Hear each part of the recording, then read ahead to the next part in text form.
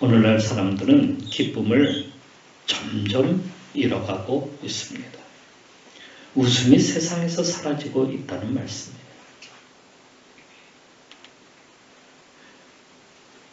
예전에 하바롭스크에 제가 선교사로 있을 때인데 한 번은 기차를 타고 블라디보스톡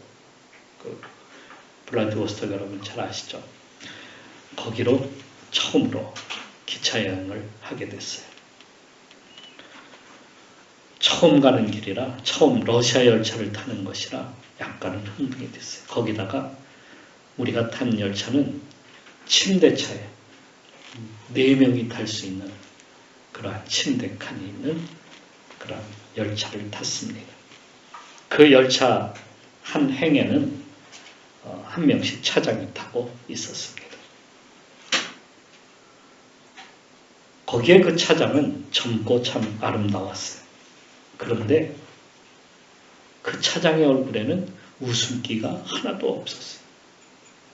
당시에 우리나라가 IMF 전이었기 때문에 우리나라에는 안내원들이 참 많았어요.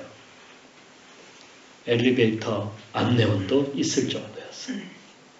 백화점에 가면 안내석이 있어서 항상 그 안내원들이 인사를 하고 또 사람들에게 안내를 해주기도 했습니다. 거기에 비하면 그 차장은 무섭게 보일 정도로 아주 사무적이었어요. 말 걸기가 정말 무서웠어요.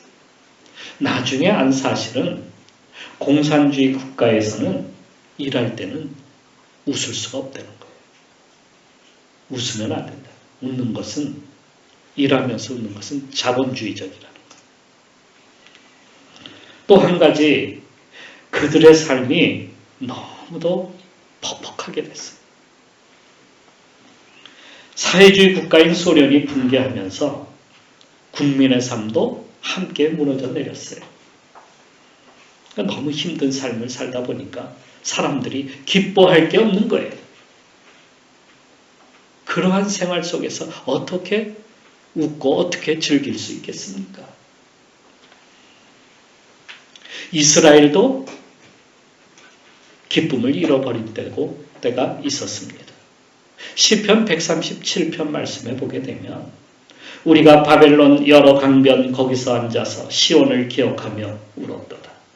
그 중에 버드나무에 우리가 우리의 수금을 걸었나니 이는 우리를 사로잡은 자가 거기서 우리에게 노래를 청하며 우리를 황폐하게 한 자가 기쁨을 청하고 자기들을 위하여 시온의 노래 중 하나를 노래하라 함이로다.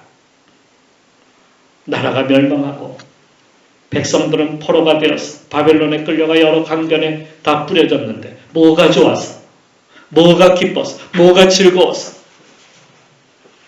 노래를 부른단 말입니까? 그것도 춤추며 노래를 하라고 하는데 어떻게 그럴 수 있겠습니까? 이스라엘은 정말 바벨론의 포로가 되어서 그렇게 70년을 보내던 때가 있었어요. 근데 여러분, 사람들이 얻는 기쁨은 어디서 나는 걸까요? 남과 비교했을 때 조금이라도 자기가 난 것이 있어야 기쁜 거예요. 그러니까 주로 사람들의 기쁨은 어디서 찾는? 외부에서 찾아요. 외부에서. 그런데 외부에서 내가 그것을 볼 때에 그게 내가 더 나아야 되는데 나은 것이 없는 거예요. 그렇게 생각할 때에 반대로 그게 내 내면으로 돌아오게 돼요. 그래서 자기 연민에 빠져요. 그래서 스스로 스트레스가 되고요. 웃음이 사라지기 시작합니다. 슬퍼지기 시작해요. 잠도 제대로 올 수가 없어요. 잘 자지를 못해요. 이상하게 우리는 남이 남보다 못해야 기쁘고요. 남이 나보다 실수를 많이 해야 그게 기쁜 거예요. 다른 사람의 실패가 나의 위로가 되고요. 웃는 것은 최후의 승리를 해야지만이 웃는 거예요. 세상에서 잘난 사람만이 하는 것이 세상의 웃음이에요. 그래서 우리 속담에요, 이런 말이 있죠. 사촌이 땅을 사면 배가 아프다. 왜 그러겠어요? 비교를 해보니까 내가 너무 안 되는 거예요.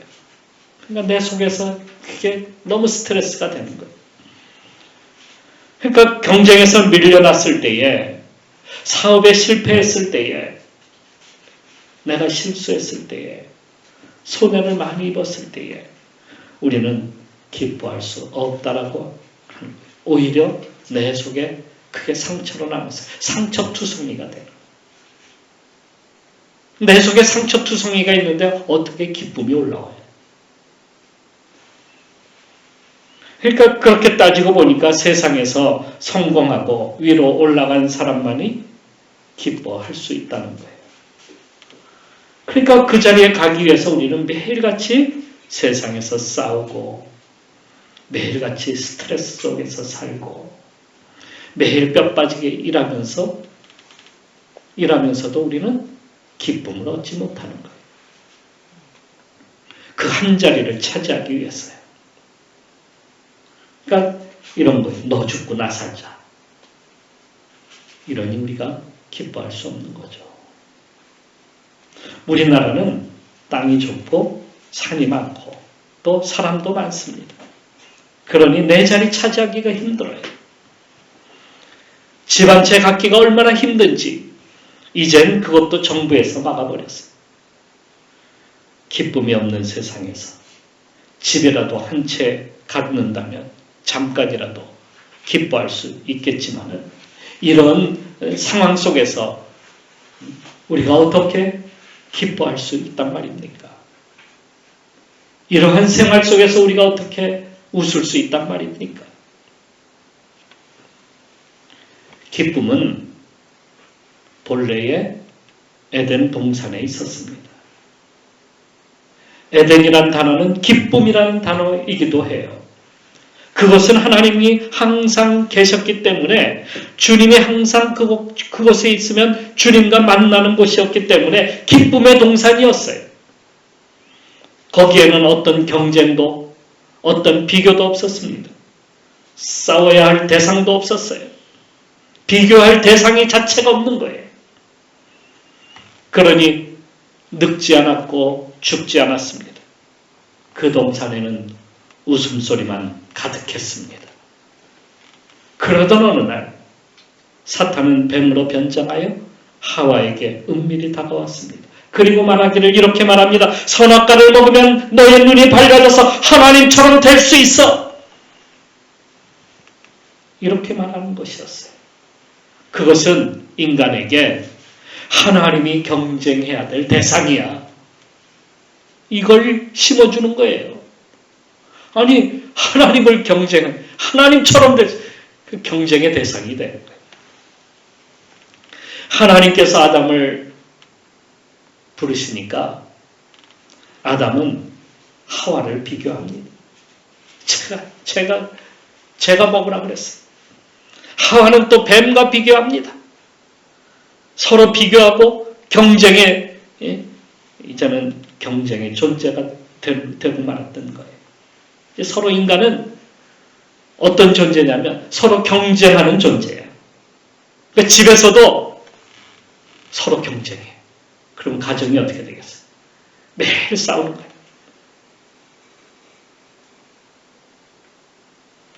기쁨이 없는 거예요. 그런 가정. 선악과를 먹는 순간 하와도 아담도 드디어 서로 경쟁의 대상이 되고 기쁨을 잃어가기 시작을 한 겁니다.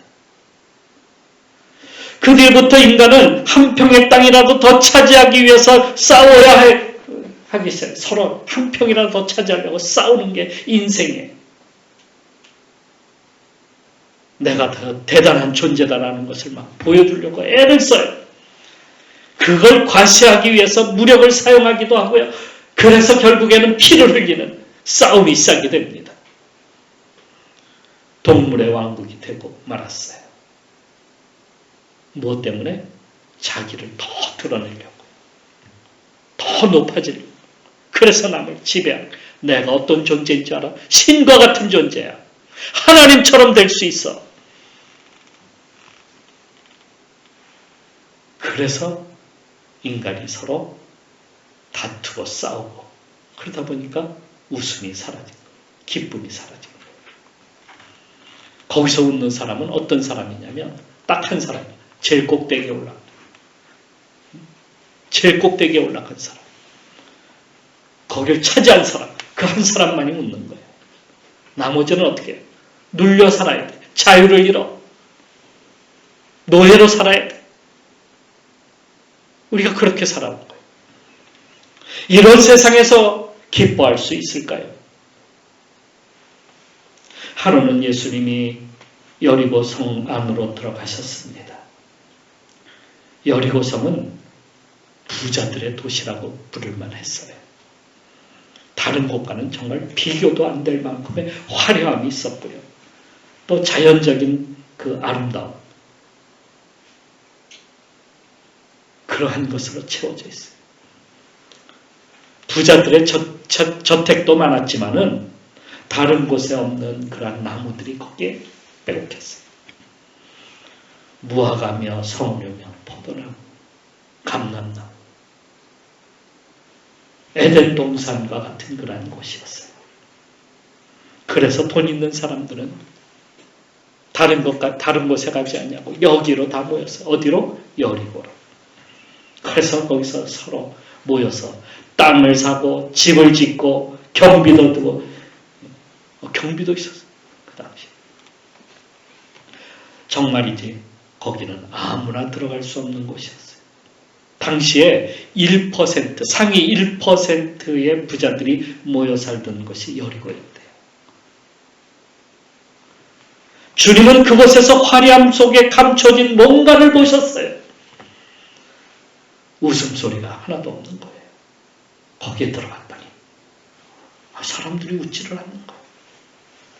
거기에는 경쟁에서 당당히 이기고 개선문에 들어선 사람들처럼 하나같이 대단해 보이는 법률가며 정치가며 종교지도자며 국가의 어떤 공무원, 고위 공무원들이며 거기에 모여 살고 있었지만은 정신병동처럼 보였어요. 오늘날 강남이 사람들은 정신병동이라고 부르기도 합니다. 좀비처럼 사람들의 표정을 읽을 수가 없었습니다. 그 중에 한 사람, 주님과 눈이 마주쳤어요. 그는 어떤 사람이었냐면 나무 위에 올라가 커다란 가지에 올라서서 아래를 내다보고 내려다보고 있었던 사람이었어요.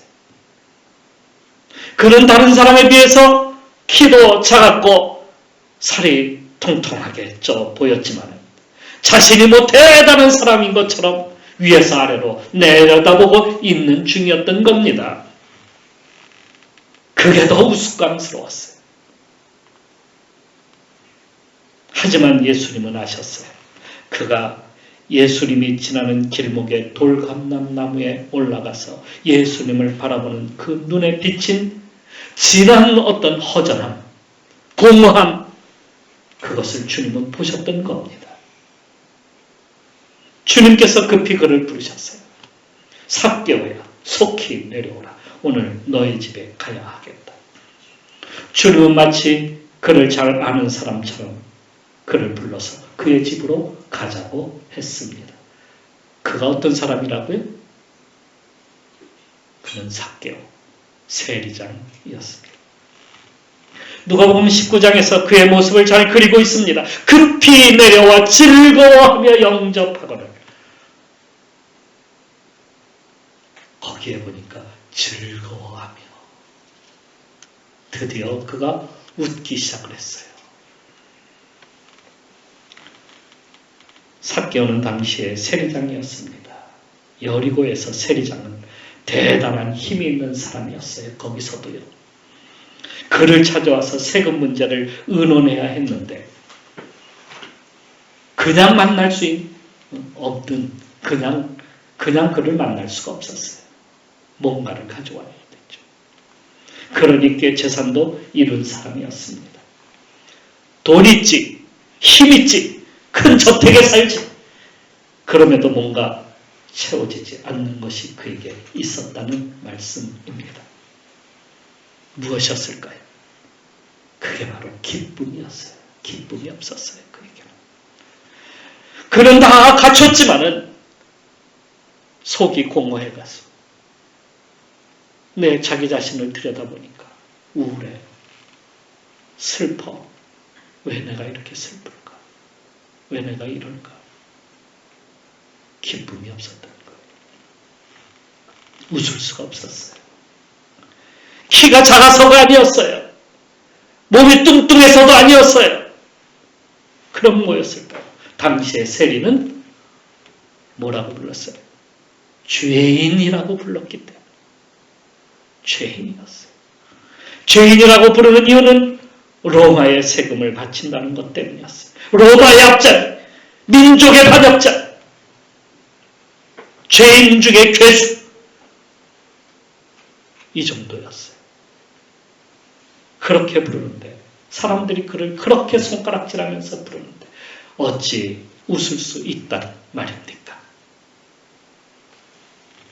그가 웃을 수 있었던 것은 다름 아닌 예수님을 영접했기 때문에 온 세상에 구세주로 오는 예수님을 영접하니까 그 속에 기쁨이 채워지기 시작합니다. 급히 내려와 즐거워하며 영접하고 내가 예수님을 만났어. 이 순간에 기쁨이 찾아옵니다. 하나님의 기쁨도 여기에 있습니다. 집 나간 아들이 돌아왔을 때에 아버지는 그를 안고 너무너무 기뻐했어요. 슬퍼한 게 아니라 얘 이놈아 왜 이제 돌아왔어? 이게 아니고 아이고 우리 아들이 죽었던 아들이 돌아왔구나. 너무 기쁘다. 잔치를 베풀자. 이게 아버지의 기쁨. 만남의 기쁨. 헤어졌던 아들과 만남의 기쁨. 그 다음에 또 있어요. 한 마리 양을 100마리 양 중에 한 마리 양을 잃어버렸어요. 99마리 양을 두고 그 한 마리 양을 찾아서 드디어 숲을 가시덤불 속에서 그 양을 찾아냈어요. 그 목자가 그 양을 안고 너무너무 기뻐서 돌아와서 잔치를 베푸는 거예요. 누구를 위해서? 그 한 마리 양을 위해서. 너무 기뻐. 잃었던 것을 찾은 그 기쁨. 만남의 기쁨이 여기 또 있어요. 한 과부가 12람 크마가 있었는데 그만 세다가 하나가 또르륵 어디론가 굴러 들어가고 말았어요. 그 한 드라크마를 찾기 위해서 온 방안을 뒤지기 시작했어. 등불을 켜서 보려고 했는데 깜깜해 안 보여. 후라시라도 있으면 비춰서 볼 텐데 그때 후라시가 어디 있었어요. 그러니 온 방안을 갖다가 다 해짓고 가구를 꺼내고 막. 그래서 드디어 한 드라크마를 찾았어요. 그 찾았을 때의 그 기쁨이 너무 놀라웠던 거. 기뻐하며 잔치를 베풀었다. 하나님의 기쁨은 이런 것이 다시 돌아와서 만났을 때에 너무너무 기쁜 거예요. 우리가 주님께 나갈 때에 주님은 그것을 위해서 기뻐하시는 거예요. 그 하나님의 기쁨이 오늘 우리 속에 임하는 거예요.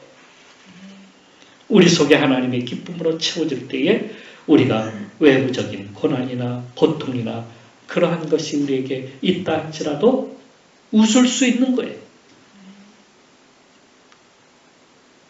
그 기쁨이 내 속에서 올라오기 때문에 고난보다도 더 큰 기쁨이 우울한 것이 아니라 그것 때문에 내가 내 스스로가 우울해지고 슬퍼지는 것이 아니라 내 속에 있는 기쁨이 너무너무 큰 거야. 그래서 웃을 수 있는 거예요. 그러니까 내면이 건강하지 못한 사람은 늘 불평불만이지만 내면이 건강한 사람, 그 내면이 건강한 사람이 누구겠어요? 예수 그리스도로 채워진 사람이 내면이 건강한 거예요. 그런 사람은 늘 웃게 되는 거예요. 늘 기쁨이 그 속에 있는 거예요. 어려워도 웃을 수 있는 거예요. 상황이 안 좋아도 웃을 수 있는 거예요. 기쁨이 채워지면 저절로 우리 속의 얼굴에서 그것이 나타나는 거예요.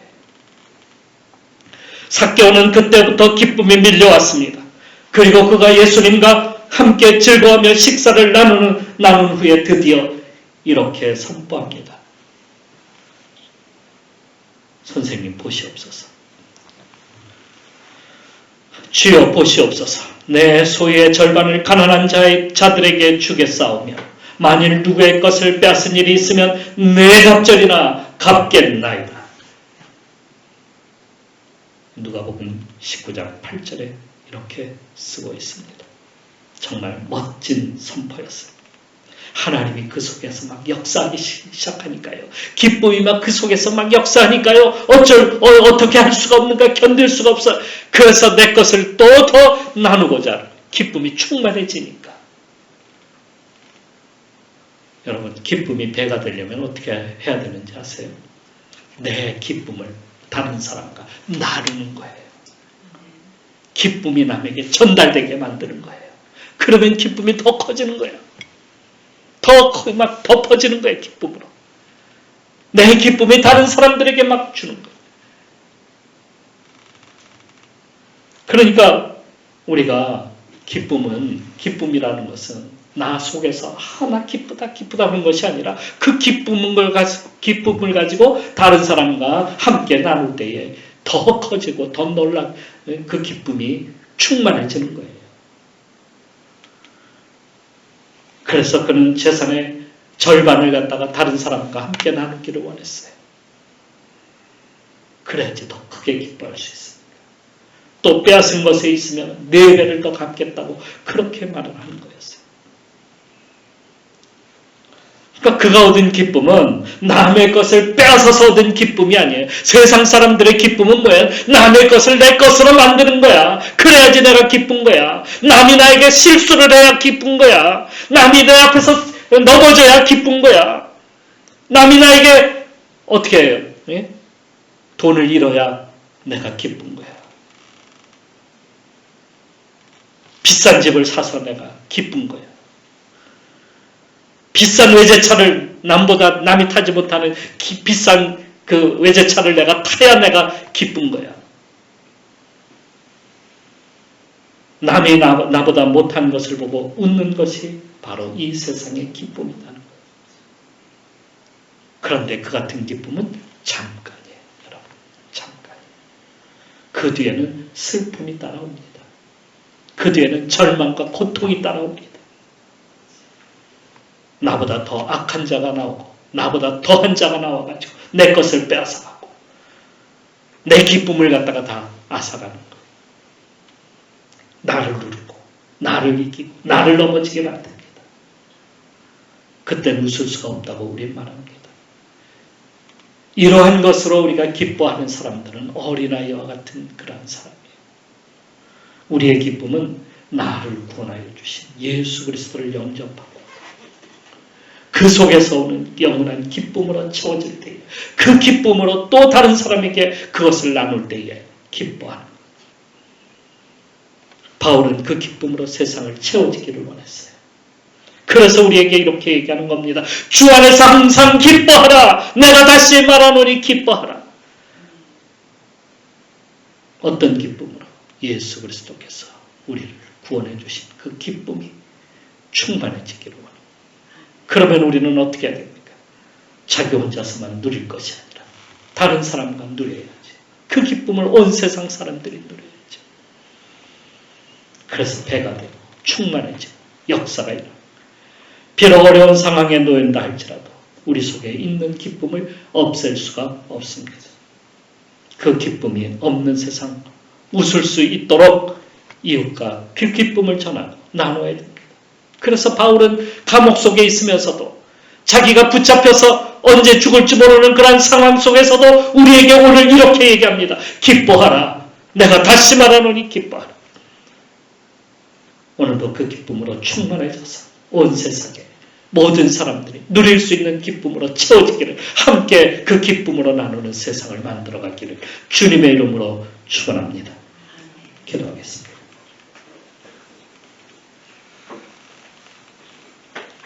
한 젊은이가요, 돈 20만 원을 훔쳤다가 경찰에 의해서 쫓겨다니게 됐어요. 그러다가 로또 복권을 하나 샀는데요, 그 복권이 1등에 당첨이 돼요. 세금을 다 떼고 다 돌려주고 났더니 그래도 19억이 남았어요. 이야, 얼마나 대단한 정말 기쁨이 그에게 있었을까요?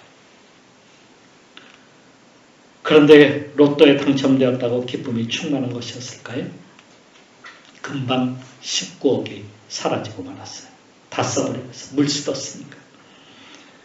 그러다 보니까 그 기쁨도 사라져 버렸습니다. 다시 얻으려니 로또가 당첨이 돼야 되잖아요. 당첨되지를 않는 거예요. 그러다 금은방을 털었어요.